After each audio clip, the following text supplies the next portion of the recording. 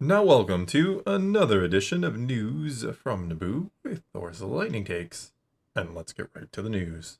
This is a little less news and perhaps a little more Krennic. All right, we've obviously all seen him in the trailers for He is confirmed a Andor thousand season percent. two. Yeah.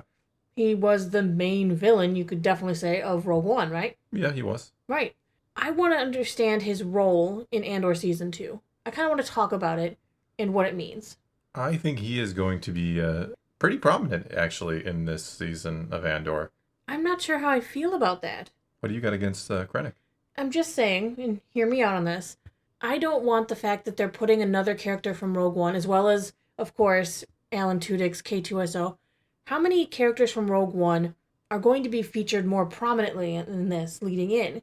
I don't have a problem with this, actually. I just get worried because I want to know the fates of characters like Bix and Sure. Brasso and B2 and Luthen, and we have all these characters that I want to see and get plenty of screen time for. Vel. Sure. And I'm a little concerned that we might have them overshadowed by bringing in the characters from Rogue One. And were they just bringing these characters in perhaps to try and lure more people in who know Rogue One is a great Star Wars movie but didn't get into Andor? I think there's part that, of course, you want to try to get as many people to watch this. And if you loved Rogue One, you Mm-hmm. want those people to be able to come in and watch Andor and all that. But I've got a grim theory for you that will solve your problem, but might not be a way you Okay. want it solved. I think a lot of those characters could die in the first couple arcs, or be incapacitated in some respect, put away in a Narcanov type prison or something. Because we Okay. do see that like Brasso and Bix are potentially captured, or something is going to happen. We've seen that in the trailer. Mm-hmm. So I think there's a really good chance some of those key characters from the first season might have their stories wrapped up early. Okay. This could also further push good old Cassian to the dark side, if To you the will. dark If side. something happens to Bix and If he has this If he little community loses of his family? yes, exactly. Okay. I could see that. But in the case of Krennic, how much are they really going to put him in for? I mean, maybe just the last two arcs? Probably. I don't feel like he needs to be a prominent character from. I mean, this is 4 years, we have to remember. Yeah, The every closer year we is get to Rogue One, I can understand bringing in Krennic and making him more prominent. But at the same time, he still needs to be elusive enough because the rebellion, they don't really know who he is entirely. no, but I would argue to make Rogue One better, you want your main antagonist to be more well known, But right? Cassian doesn't know him. So you can't really have No, those two interact, right? fair point. But I mean, that's already the case in the movie, so Mm-hmm. it's more a matter for us, the audience, to really understand who this Krennic guy is. And what's strange is we talked about it, I think, yesterday, how if you read Catalyst, Mm-hmm. you know a lot about Krennic. And it's very strange because I think we talked about this yesterday too. Like, a big complaint about Rogue One is how, oh, I don't know any of these characters. I don't understand some of this stuff. It's a great Okay. movie. I just don't understand things. And before I had seen Rogue One, I had read Catalyst. So I went into that already Oh, like yeah. knowing so much of what is going on and what motivates these characters. So it's hard for me to step back and say why someone within Krennic's a bad villain or something, Mm-hmm. which I'm not saying people say. But I'm like, yeah, let's see more Krennic because I saw his beginning story in Catalyst. He's one of the main characters of Catalyst. And then we've seen him in things like Bad Batch and elsewhere. So I'm like, yeah, more Krennic sounds cool. Do you think perhaps that he gets more introduced with the characters we know, maybe like via someone like Cyril?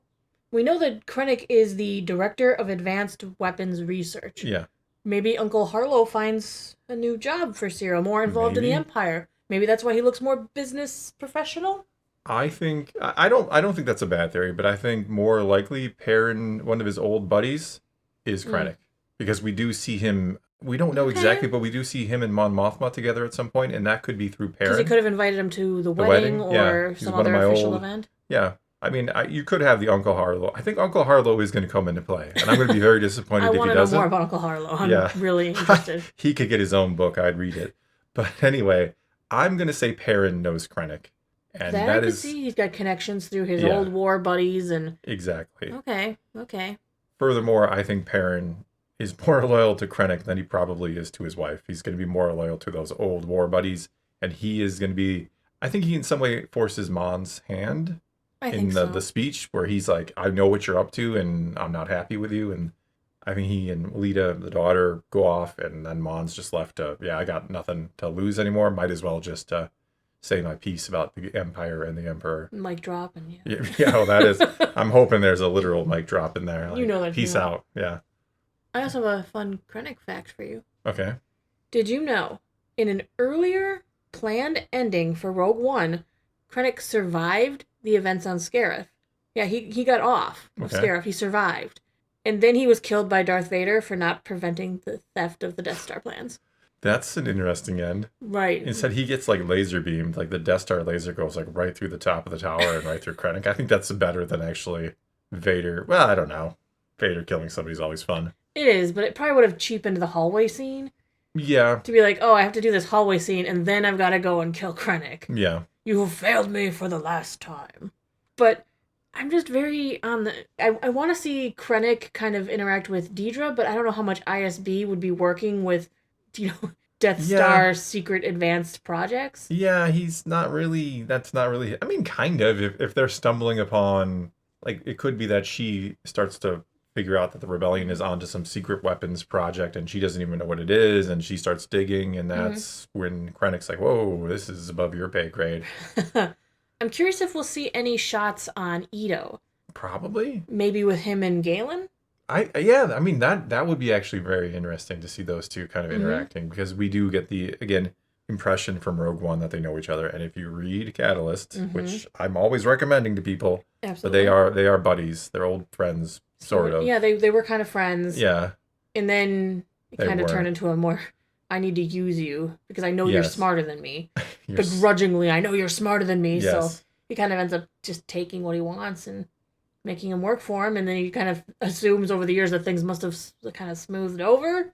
Yeah. But I don't know if you can kill a man's wife and separate him from his daughter. Yeah. And have everything smooth over. No, that's not going to work. No, but it'd be interesting to see kind of how come Krennic had faith that Galen didn't do it. Because he didn't really 100% believe that Galen was the leak. No, he didn't, yeah. So it'd be really interesting to see him on Eadu doing his thing, directing the work. Maybe the Gorman Massacre, maybe some part of that is a small version of their weapons testing. Interesting theory. I mean, we know they're making this on a grand scale, but maybe whatever happens there is a very small scale version of destruction. Yeah, which is still a large scale event where there's a blasting of some Gormans. I don't know. We don't know what it's going to be, but it's going to be bad. Like I said, I'm just curious how much he's going to be involved and what is that going to mean. Like I said, I'm okay with him being in here quite a bit because I feel like he's a big part of Rogue One. He's a big part of the story of the Death Star. It could set him up to be an even bigger antagonist. Yeah. But at the same time, he and Cassian have no connection. No, zero. So it's weird to think that he comes out of Rogue One with no connection to any of these rebels that we know of, but then all of a sudden we have to assume that there's a connection. Well, we don't have... It's just a matter of, I think, making the antagonist who, yes, oftentimes antagonist, protagonist, there's a reason why they're anti and pro. And But in this case, it's just the dude who's running the Death Star and doesn't even know our antagonist. And I think it helps if we bring him into this and just build him up a little more. I also think that the reason Saw is hurt is because of the Gorman Massacre. Maybe that's where he finally gets whatever. But that could be. Maybe he is, especially if there's some sort of weapons test involved. Yeah. Maybe that could be what blew him up, in a sense. I like that we see Saw looking out in the trailer. We see him looking out that same window from Rogue One where he's looking at the Star Destroyer hanging over Jeddah. I like that. I don't know. Yeah, that's probably towards the end or something. Yeah, he's already because we know they were at Jeddah harvesting Kyber for Krennic for quite some time because Jeddah had Kyber and they needed it. Yes. All right, well, that is going to be all we got for you this time. I think it's your turn to take to the comments below. Tell us what you think about Krennic being in Andor. How much you want to see him in there. Do you think he needs to be prominent or just kind of sprinkled in for fun? Whatever the case may be, leave your comments below. Let's talk some Star Wars. And until next time, thanks for watching.